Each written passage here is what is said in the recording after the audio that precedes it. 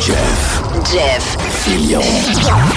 Radio X. C'est quoi le nouveau terme du jour, là? Les variants? Non, c'est pas criblage. Ouais, criblage. Mais je sais pas trop. Écoute, je l'ai écouté pendant la pause, j'ai pas entendu. C'est notre magicien doré blanc qui nous a parlé de ça sur la discussion. Je sais pas, je l'ai pas entendu. Fait que je sais pas dans quel contexte il parle de ça. Criblage, habituellement, ça a rapport avec des fusils là, dans mon vocabulaire. Là. Ouais. Il a été criblé de balles. Ouais. Le criblage sert à détecter plus rapidement les variants. Les variants. C'est une nouvelle patente. Donc, le criblage. Okay. Est-ce que le maire Lehouillier est devenu un complotiste? C'est pas, mais là, il a pas soufflé dans la bonne trompette un matin. Là. Qu'est-ce qu'il est allé dire? Le maire Lehouillier dit il ne faut pas trop faire de paranoïa avec la relâche. Ouais, il dit là, ça serait pas une bonne idée que la peur nous empêche de changer de couleur de zone. Je pense que Gilles a hâte de revenir orange, lui aussi. Je pense que Gilles a plein son casse. Ouais. Il dit, on est dû parler à Gilles. Mr. White, on est dû parler à Gilles. Là. Ouais. Ça fait longtemps que je peux parler à Gilles. C'est mon politicien préféré. Il faudrait pas que ce soit une raison pour retarder indûment le passage en zone orange de certaines régions comme la sienne. Il est trop tard. Le monsieur avec le front plissé, là, il parle de criblage. Denis l'infirmier, c'est quoi le criblage? Ben écoute, je le savais pas jusqu'à ce que Mr. White me le dise. Fait que tu vois que je suis très terrorisé par les variants. Mais tu sais, les variants, là, on s'en fout, là. Toutes les compagnies pharmaceutiques le disent que leur vaccin est efficace ou sera efficace ou est modifiable pour être efficace. Il y a 250 variants à peu près. Si on commence à s'obstiner là-dessus, on n'est pas sorti de l'auberge. C'est la seule place au monde. La seule place, en tout cas, du moins en Amérique. Au monde, je lis pas les journaux partout, là. Mais en Amérique, je suis assez bien branché, là. Moi, j'ai des TV ouvertes partout, là. Pourtant, j'ai une gang de peureux. J'ai une TV ouverte à CNN, j'ai une à MSNBC, puis j'en ai une à Fox. Puis, le variant, personne parle de ça nulle part. Ben, écoute, nous autres, notre problème, c'est pas les variants, c'est le manque de vaccins. Tu sais, variant ou pas variant, ou COVID original ou pas, ou version 2.0, on n'a pas plus de vaccins, là. Fait que, le way out, il va être là. Fait que, variant ou pas, là, c'est un problème qui existe plus ou moins, qu'on n'a pas vraiment encore d'impact. On n'est pas capable de se concentrer sur la base. Il faut s'inventer des problèmes. On est vraiment, là, écoute, plus capable de les entendre. Vraiment. Quand tu es rendu que la structure pour gestionner le COVID est plus lourde et plus emmerdante que le COVID en tant que tel, on a un problème, là. On a vraiment un problème, là. Gérer avec les structures qui nous imposent, avec les calls d'en haut, de comme aujourd'hui, avec les masques que tout d'un coup on vient de se réveiller, on va en parler tantôt, là. Mais c'est plus tough à gérer leur façon de faire imposée que gérer le virus en tant que tel. J'aurais jamais pensé dire ça, mais c'est la réalité en ce moment. En ce moment, sur Rive-Nord de Québec, les grands hôpitaux de Québec ont 31 personnes qui sont malades de la COVID et qu'ils doivent soigner. 31 ben oui. Pour 530 000 personnes. Comment ça va à Montréal? Ben écoute, on se fait dire tout le temps, attendez dans 2 semaines les impacts des hospitalisations. T'sais, on se fait dire ça depuis toujours, là. Ben, depuis 2 semaines, là, la constante est claire, les hospitalisations descendent et nous autres aussi, ça descend. On a un département satellite de COVID de fermé, on en ferme un autre, peut-être demain ou début la semaine prochaine. Mon département de COVID, qui est mon majeur, que j'ai une grosse capacité, je suis à 30% de capacité, justement, de COVID là-dessus. Mes soins intensifs, on est en contrôle. Honnêtement, là, le 2 semaines nous voit qu'on est vraiment en descente. C'est vraiment, ça va vraiment mieux. C'est vraiment plus facile à gérer aussi là-dessus. Le personnel commence à revenir tranquillement. C'est compliqué parce que les démissions... Mais pourquoi les autres sont paniqués de même? Pourquoi les autres, pourquoi ils veulent paniquer de même? Pourquoi ils font ça? Ben, écoute, je les écoute plus. Écoute, je vais dire qu'est-ce qui se passe. Puis si ça serait pas le cas, ben je te dirais pas que ça va bien. Quand ça va pas bien, ben on se le dit. Quand ça va bien, ça va bien. On peut pas dire que là, ça va mal. Ça fait 2 semaines qu'au niveau des cas, ça va. Je te dis, la structure est beaucoup plus lourde que le petit virus en ce moment, là. Fait que, écoute, je sais pas comment les expliquer ça. Puis Ce qui est tough et ce qui est plus aberrant là-dessus, c'est que là, on vient de réaliser. OK? En fait, on s'en parle depuis que les éclosions avant les fêtes. On a parlé pendant les fêtes. Pourquoi il y avait le temps des éclosions dans les hôpitaux?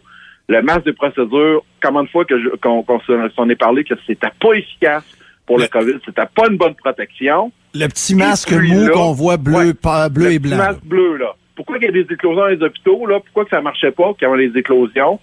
On avait le doigt sur le masque bleu n'est pas efficace en zone rouge. Ça prenait des N95. C'est depuis avant les fêtes qu'on s'en parle quasiment à toutes les semaines. OK? Là, on a su qu'une organisation gouvernementale, la CNESST, a dit au gouvernement que pour protéger ses employés, pour mettre des N95 dans les zones rouges, pour protéger leur système gouvernemental. Après 11 mois. Là. C'est là que ça se passe. La structure. Comment les gens en pyjama peuvent. Sérieux, là. Les gens qui défendent ça, vous avez l'air à des méchants idiots. Là. Je comprends pourquoi vous vous cachez avec des avatars inventés, des noms inventés. Je vous comprends de vous cacher pour nous insulter parce qu'on questionne puis que finalement on a toujours raison. Là. Je suis obligé de vous dire, c'est bien plate là, avoir raison. Là. Mais avez-vous l'air à nos haters? Comment vous faites? C'est une game que vous jouez, là. Vous jouez une game, mais ça se peut pas, là. Ça se peut pas. Vous pouvez pas défendre ça, là. Après 11 mois, alors que Denis l'infirmier puis un paquet de gens dans les hôpitaux le disaient, ça, dans les cas problématiques, les zones où il y a beaucoup de transmission, ça prend des N95. Mais là, on me dit que il manque de masques. On me dit que, avant avril, on n'aura pas de grosses commandes et que là, on a pris la décision ce matin de prendre les vieux masques et les recycler, je sais pas trop comment, là, mais il y a un genre de principe où on peut les désinfecter. Là. Oui, ben c'est ça. Là, ils sont assis sur leurs mains depuis 11 mois en se faisant dire, puis on le disait, ça prend des N95 en zone rouge. Non, c'est pas grave, les protocoles sont clairs, le bang, ils l'ont dans le front. Là, il faut sortir des masques. C'est sûr qu'il va y avoir des modèles qui sont plus rares que d'autres. Parce que c'est pas un modèle d'un 95, il y en a des dizaines de modèles. Mais Jeff, on rit, mais c'est pas drôle, là. OK? Non, moi, je trouve ça drôle. Moi, j'ai trouvé ça drôle. Parce que, c'est parce que le délai que ça a causé, là, ça a causé comment d'éclosions dans les hôpitaux? Ça, on ne le saura jamais. Puis, on ne pourra pas dire avec affirmation, mais je pourrais pas dire que c'est pas arrivé non plus. Comment de décès a été causé par ça? Ça, on le saura pas. Mais c'est clair. C'est clair qu'il y a eu des morts là-dessus. C'est clair, c'est évident. Oui. Fait que ça, c'est de la négligence. Mais c'est parce que tu es propriétaire, tu es responsable de ton système que tu demandes au monde de défendre, de protéger en restant couché chez eux à 8 heures. Mais toi, comme gouvernement, tu te fais dire par un organisme que tu chapeautes, après 11 mois de crise, que là, tu dois faire ce que le monde du terrain te dit depuis je sais pas comment de mois. Et ça a causé des problèmes, des éclosions, des cas et probablement des décès. Là après ça, on parle faut être imputable de nos actions. Excuse-moi, là, mais moi, là, je vais me laver les mains de ça. Ma job a été faite. J'ai travaillé avec cette semaine, le PM a dit cette semaine que le drame dans les CHSLD et c'est à peu près les personnes âgées là, sur 10 000 morts, c'est peut-être 9 000 quelque chose. C'est un échec collectif. Donc, tu as du sang sur les mains, Denis. C'est un échec de tout le monde. Là. C'est pas les gestionnaires, c'est pas le gouvernement, c'est pas ceux qui nous disent comment fonctionner quand il arrive une crise ou une éclosion d'un virus quelconque. C'est nous, dont toi, t'es responsable. Écoute, c'est ça. Je me lave les mains à peu près 50 fois par corps de travail. Ils doivent être propres, pas pire. OK? Parce que là, on le dit, on le crie, les équipes nous en parlent. On essaye, d'avoir la meilleure des solutions possibles, mais on a les deux mains, les deux pieds barrés par des décisions centrales qu'on vous a la preuve que ça a causé plus de problèmes que de solutions. Ça, c'est l'exemple. Si on avait un exemple à sortir, là, c'est l'histoire des masques. Décentraliser vos décisions. Donnez-nous la décision. Moi, mes équipes avaient des N95 depuis mars l'année passée. Ça avait été notre décision locale, ça aurait été ça. Mais non, on pouvait pas. Ah, on pouvait pas.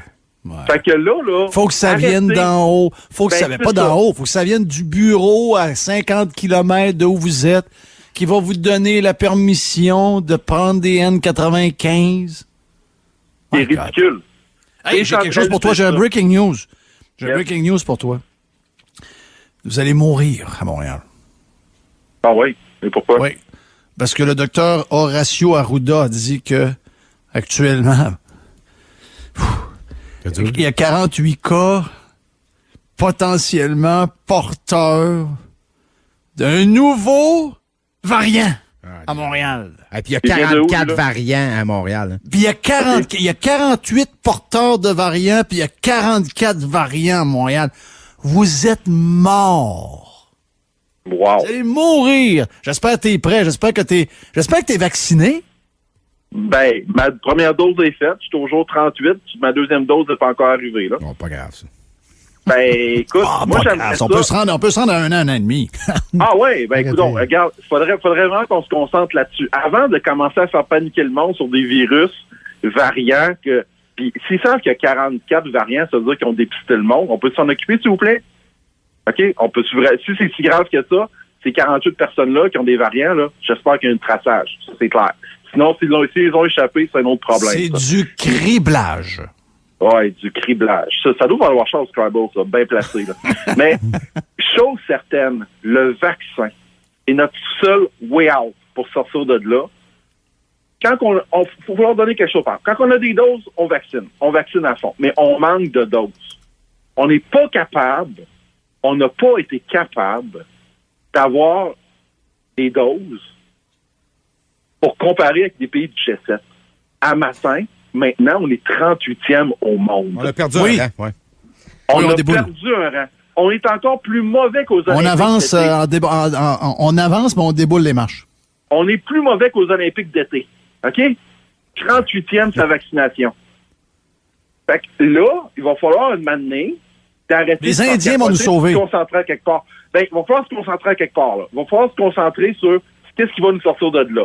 C'est-tu le fait de faire peur au monde un peu plus ou donner un traitement ou donner une prévention, une immunité pour vrai à la collectivité, qu'on puisse vraiment fonctionner comme du monde? Parce que là, c'est rendu n'importe quoi, là.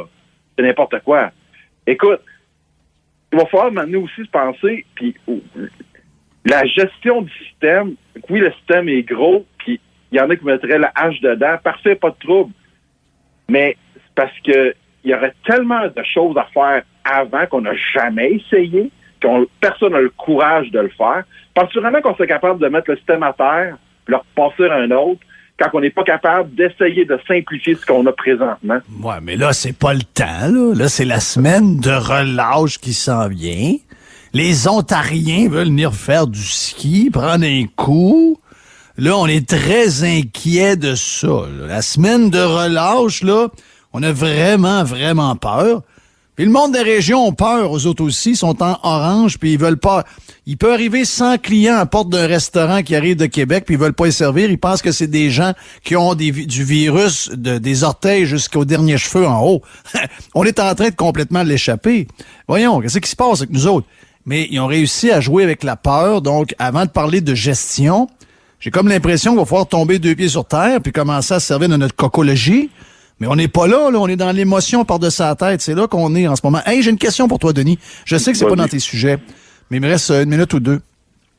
Est-ce que tu te rappelles quand M. Arruda, je ne sais pas si c'est basé sur quelque chose, mais je me rappelle très bien que M. Arruda nous a dit à un moment donné, ouais, mais là, pour un cas, c'est parce qu'on teste pas tout le monde, ben pour un cas avec symptômes, il y a probablement 10 personnes dans la population qui ont la COVID asymptomatique. C'est pour ça qu'ils nous coupent de tout contact avec les autres. Ils pensent qu'on a toute la COVID, tu comprends? Donc, si on faisait, mettons, 6 millions sur 8 de tests dans la même journée, ben si je me fie à son équation, c'est beaucoup de monde qui aurait peut-être moins là, parce que la COVID semble être comme en train de partir. Mais il y a peut-être 1 mois.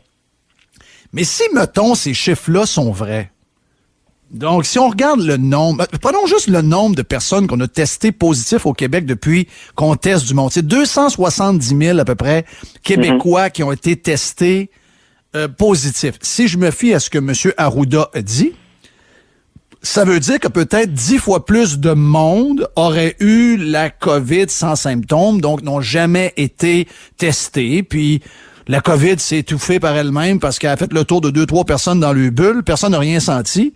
Puis vu qu'ils ne voient pas de monde, ils n'ont pas donné à personne. Est-ce qu'on peut parler d'immunité collective un peu? Est-ce qu'on est dans la période où on pourrait commencer à faire des tests de sérologie, où on pourrait aller voir quelle est l'immunité? Tu sais, parce que tu parlais de vaccins puis de vaccins. Oui, mais qu'est-ce qui nous dit que finalement, on s'est pas immunisé de manière naturelle parce qu'on a vu du monde qu'on n'aurait pas dû voir, mettons, Noël ou quelque chose de même, où on a été dans le métro, on a été dans un autobus. Ça serait peut-être le temps de commencer à faire des genres de groupes tests de sérologie pour voir quelle est, parce qu'on le sait pour la Suède. La Suède, je pense que c'est 40% des gens qui sont maintenant immunisés naturellement. Donc, pour le vaccin, il y aurait juste 10, 15, maximum 20% pour qu'il y ait la paix avec ça. Ça se peut que nous, on soit aux alentours de 20-25. Qu'est-ce que t'en penses? Ben, effectivement. Puis, des tests sérologiques, c'est relativement simple à faire. Ça serait les données pourraient être disponibles assez rapidement. Mais Jeff, prédiction, ils le feront pas parce qu'ils ont vraiment peur que les résultats soient trop bons. Parce que le jour qu'ils vont avoir une immunité, comme mettons, si on fait une simple calcul comme tu le fais, on sera pas loin de 3 millions qui l'auraient contracté, parce que 1 pour 10 en début, 270 fois 10, 272 millions 700 000, mettons. C'est beaucoup de monde, ça, là. Puis, sur 8 millions, point 4. Parce que ça a été surtout dans les grands centres. Donc, Montréal et la grande région de Montréal a été très, très touchée au début. Donc, fois 10, l'immunité collective régionale serait vraiment élevée. Et à ce moment-là, leur zone rouge, puis leur inquiétude, puis le variant, ça tomberait. Mais je comprends pas cette attitude-là de maintenir tout le temps. Là, c'est le délestage. Là, c'est les cas. Là, le nombre de soins intensifs. Là, c'est les décès. Là, c'est le patent de Là, c'est la semaine de relâche, c'est les variants, c'est les Ontariens. On se fie sur une donnée. Quand ça s'améliore, il va y avoir une autre donnée. Le délestage, il y en a toujours eu, malheureusement. OK? Quand j'ai plus d'hospitalisation sur une période, il faut que je délaisse 2-3 jours, puis je m'en reprends plus tard. Ça fait partie de la game, ça. Ce n'est pas nouveau. Ce n'est pas c'est le rien COVID nouveau qui a amené là-dedans. ça. Non, c'est pas le COVID qui a amené ça. C'est quelque chose qui est courant puis qu'on peut gérer. Mais encore une fois, on va le gérer local. Parce que ma réalité est différente d'HMR puis va être différente de Longueuil. OK? Ça, c'est clair. Fait que là-dessus, là, je comprends pas de maintenir ça comme si si on fait plus peur au monde, ils vont sortir tout nus dans la rue puis à se frencher partout. Ce n'est pas le cas. Le monde est intelligent plus que vous pensez. OK? Faites confiance au monde. Vous faites pas confiance à votre système de santé. Vous faites pas confiance à ceux qui sont là pour le gérer et le tenir à bout de bras. Puis vous faites pas confiance à votre population. La gang à qui ils font confiance, c'est eux autres qui l'échappent tout le temps. Ben, puis en plus, c'est du monde qui voteront jamais pour eux autres, en plus. C'est vraiment le fun là-dessus. Denis, love you, man. Yes. Salut. On se reparle jeudi prochain. Denis l'infirmier, is the best. Ouais, is the best, c'est le meilleur, c'est le meilleur. Ça sort, on va te dire. Je suis déçu parce que moi, j'ai arrêté de licher poignée de porte juste à cause de ça, la COVID. Là. OK. J'ai hâte de recommencer. Ben oui. Puis des partouzes, puis des French partout au bureau. Hein? Ouais. Je liche tout ce que je peux. Moi. Ah oui, on a tout hâte de ça. Là. On a tout hâte de Frencher tout le monde. Puis... il y a des affaires qu'on fera plus en passant. Là. T'sais, les grands poignées de main puis les becs, ça joue à du monde qu'on connaît plus ou moins. On s'entend que ça arrivera plus. Là. C'est toutes des affaires. On a compris qu'on s'est passé bien des virus dans le temps par des gestes qu'on pensait polis puis des gestes d'affection pour des humains. Mais là, on va apprendre de ça, je comprends. Là, on va apprendre de ça. Mais tu sais, en tout cas, moi, un moment donné aussi... Vivre avec l'affection, tu sais, moi, depuis une semaine, là, j'aurais pris une coupe de colleux, là. Oui, je comprends. Puis, tu sais, peut-être vivre aussi avec les maladies qui viennent avec. Mais ça, là, tabarouette, on n'ira pas là-dessus un matin, là. Non, on va pas là-dessus. On n'est pas rendu là, hein? Collectivement, là, on n'est pas rendu On n'est pas rendu là. Hey, on s'en va en pause, on vient après. On a la boîte à Jerry et Steve de Geek avec nous autres dans ce Crazy Jeudi sur Radio X. Jeff Fillion. Radio X.